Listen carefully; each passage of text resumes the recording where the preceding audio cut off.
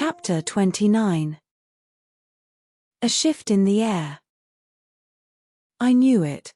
I knew Billy cheated at the bike race. I'm sure he used the feathers to win. I told you they were magical, exclaimed Matilda, jumping up and down with excitement. They were heading toward the playground, followed by Sage. Or Shadow, as Matilda called him. I think so too, Fairy mumbled. Then what are we waiting for? Let's tell everyone he cheated. Where are the feathers? Can I see them? She asked, her eyes shining with excitement. Fairy fidgeted. Actually, no. I didn't take them. Matilda's good mood vanished. What? What do you mean? Why didn't you take them? Because I'm not a thief, Matt. I might be a lot of things, but not a thief. I'd be the main suspect if those feathers went missing. Besides, I made a deal with Billy, the feathers in return for him not bothering Ben ever again. And so far, he's kept his promise. Matilda's face turned so red, Fairy thought smoke might come out of her ears. I can't believe you were so dumb, she shouted. How am I ever going to prove I won the race? What else could I do, Matt? Billy would have eventually realized I took them. That's why I left the key there too. You did what? Her cheeks flushed all the way to her ears. Now we'll never prove he cheated. Fairy didn't answer. It was better for him to keep quiet until Matilda calmed down. That wouldn't take long. Matilda's moods were like a summer rain. They came with lightning and thunder, then quickly passed, leaving the sun to take over. At least now we know that the veiled lady is a witch. How else would you explain her magical feathers? I don't even want to imagine what Billy could use those feathers for, Matilda said after calming down. By the way, did you finish your project? Fairy nodded. Really?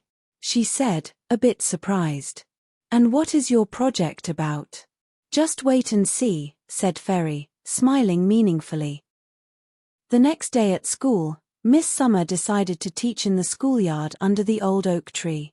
Outside, the classes were suddenly more interesting, and the children were more attentive, with the sun sneaking through the branches to play on their faces and hair. Miss Summer called each team to come in front of the class to present their project. Matilda and Danny brought a pillow on top of which they glued some sticks with fabric on top, representing trees of cotton candy and bushes of ice cream. Among the trees, there was a small bicycle made of thin wires. That was Matilda's representation of summer. The ice cream and cotton candy were Danny's.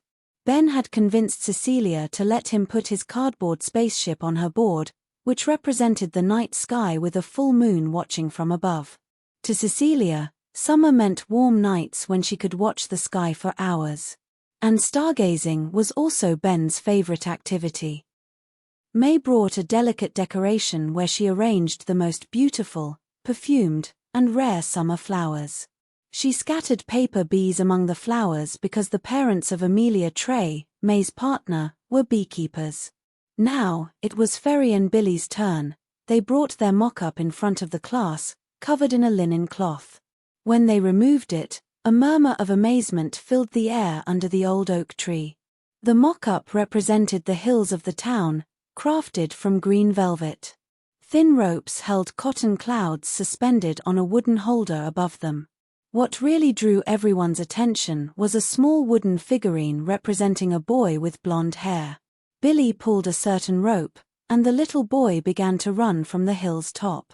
He then spread his arms and flew.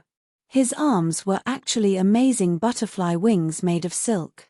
The figurine flew above the hills, hanging from a thin, almost invisible rope. At the end, all the children clapped their hands, cheering. Well, I think we have a winner, Miss Summer said, smiling. Congratulations, boys. It looks like you're making a good team, she added. I think it's the first and the last time that happens, Billy mumbled, though not very convincingly. Miss Summer pretended she didn't hear him. Congratulations to you all, she said. I hope you've all learned how much you have in common with the other children, even with those who are different from you. In fact, that was the purpose of this assignment, To help you know each other better, outside school, she added. Now come and get your prize, Fairy and Billy. You are going to love the books I've prepared for you. Actually, let Fairy have them all, Billy said in a low voice. My father has a big library. I'm sure I could find something to read this summer.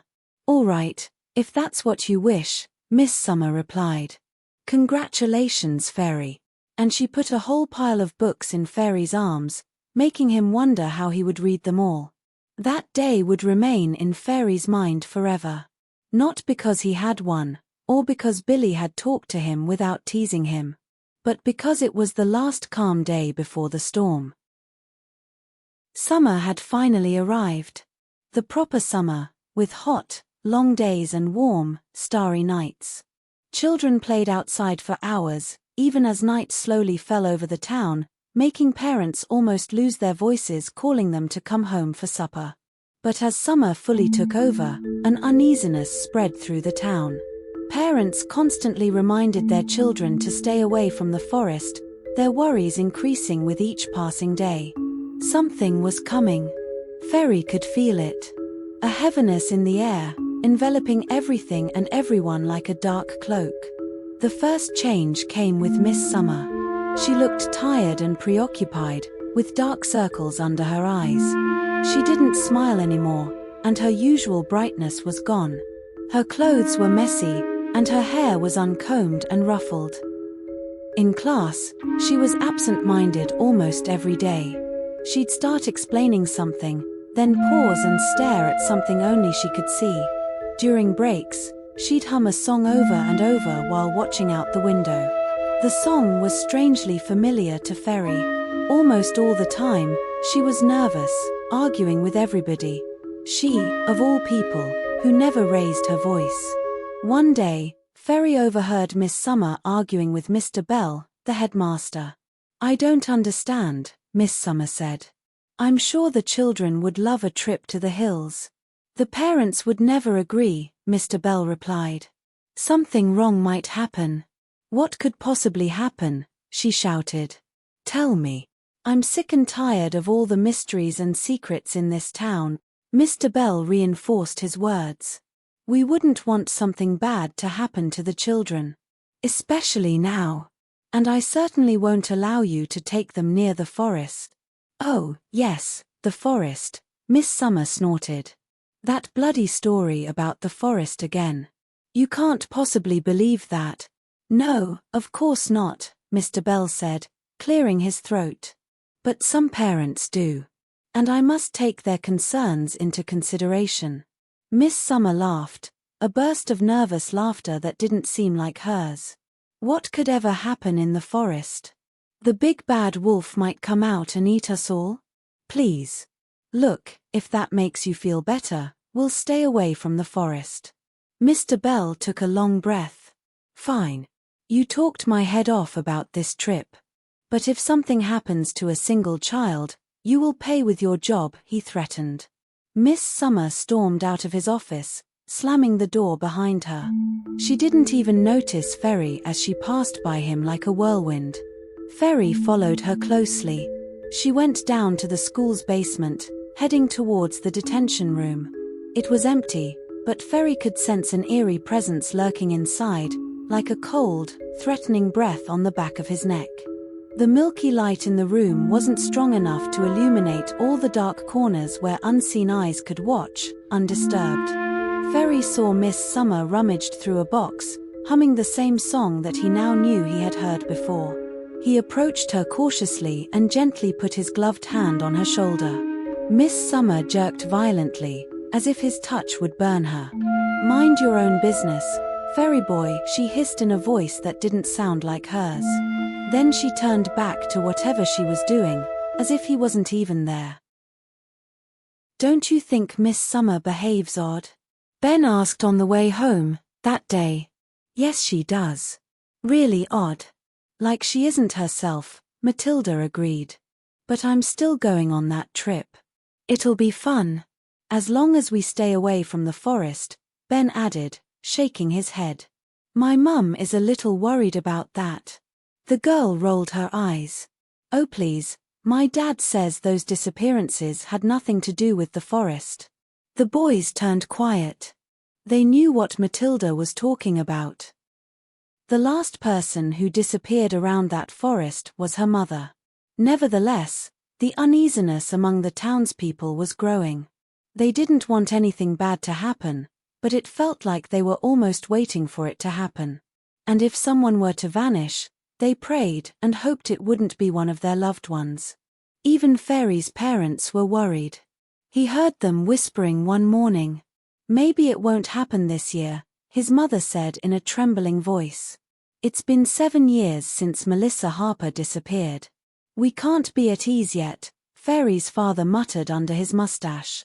"Until the summer solstice, we can't say the danger is gone. There are a lot of strange things happening in this town at this time of the year. Do you think it's wise to let Fairy go on that trip?" his mother asked. "I heard Mr. Pride allows his son to go. That's all they talk about at the sawmill. As long as they stay away from that forest, nothing bad could happen," Miss Summer promised. But despite Miss Summer's promises, there were still some parents who wouldn't let their children go. So on the day of the trip, more than half of the class didn't show up.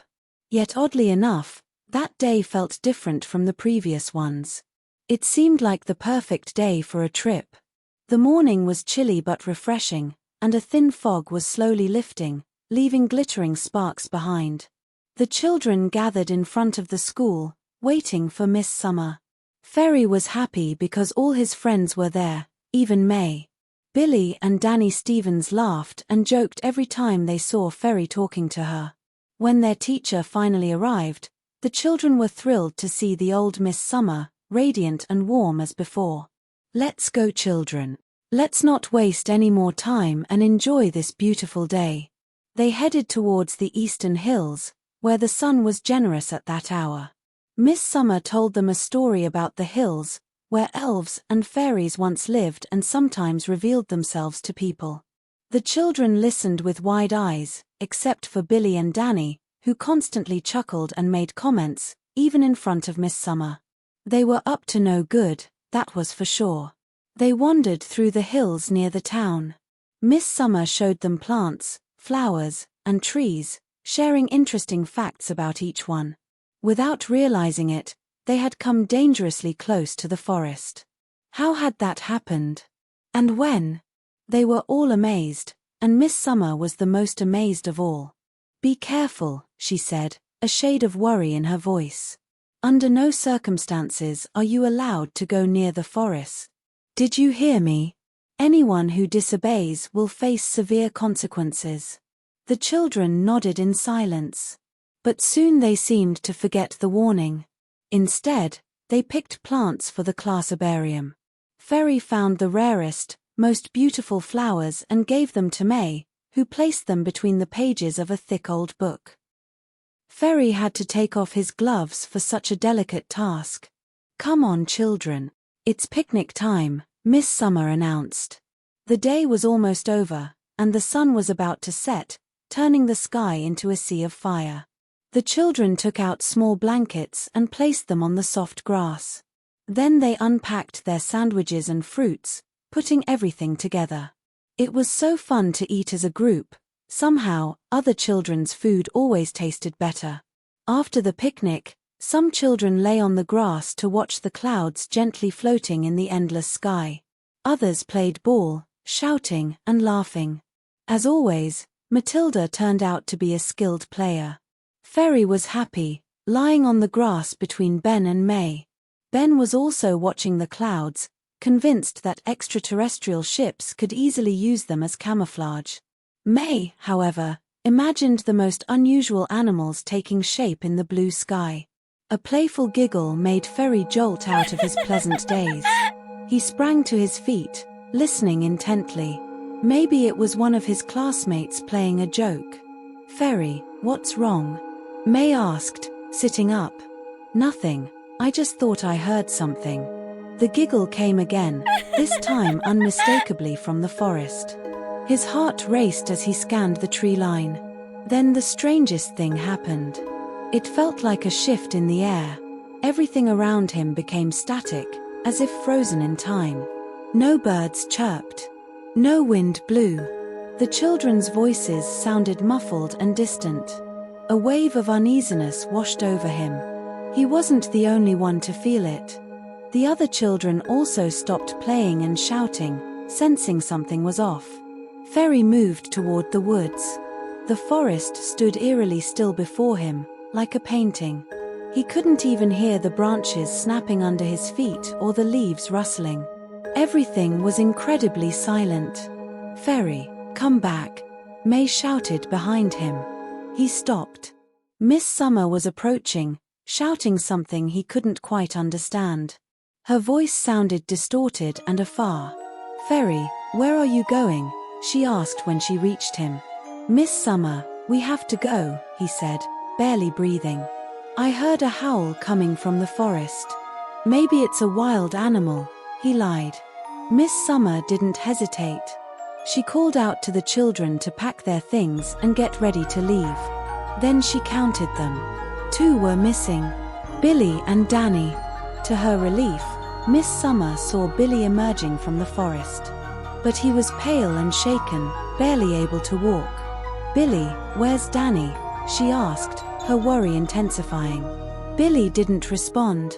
He just stared, shivering. Miss Summer had to shake him to get a reaction. "Where is Danny?" "Billy," she shouted. I don't know," he mumbled, looking terrified. May handed him some water from her thermos, and Billy seemed to come to his senses a bit. "Stay together. Don't move," Miss Summer instructed the children, then headed toward the forest. She called Danny's name again and again, her voice tinged with panic. "Danny. Danny, come out. This is not funny. Come out and I promise I won't be mad at you," she shouted, her voice fading among the silent trees. The children watched as she searched at the forest's edge, her figure moving like a ghost. They joined in, calling for Danny louder and louder. But there was no answer. After a while, Miss Summer returned from the woods, shivering. "I can't find him," she whispered. "He's gone. Vanished." The children were terrified now. Some began to cry. May grasped Fairy's hand tightly. They all watched the forest, hoping Danny would come out, laughing and confessing it was all a joke. But Danny did not come. "Danny, please." Miss Summer's hopeless scream shattered the heavy silence around them. And then, as though by magic, everything turned to normal. The wind began to blow gently, carrying with it the first shadows of the night. Once again, the night birds sang their eerie, melancholic songs. The crickets began their shrill chirp. It was as if nothing had happened. Yet the rustling trees seemed to whisper to the children, as if trying to tell them something. Something about a funny little boy who ventured too deep into the woods without realizing he might never come back.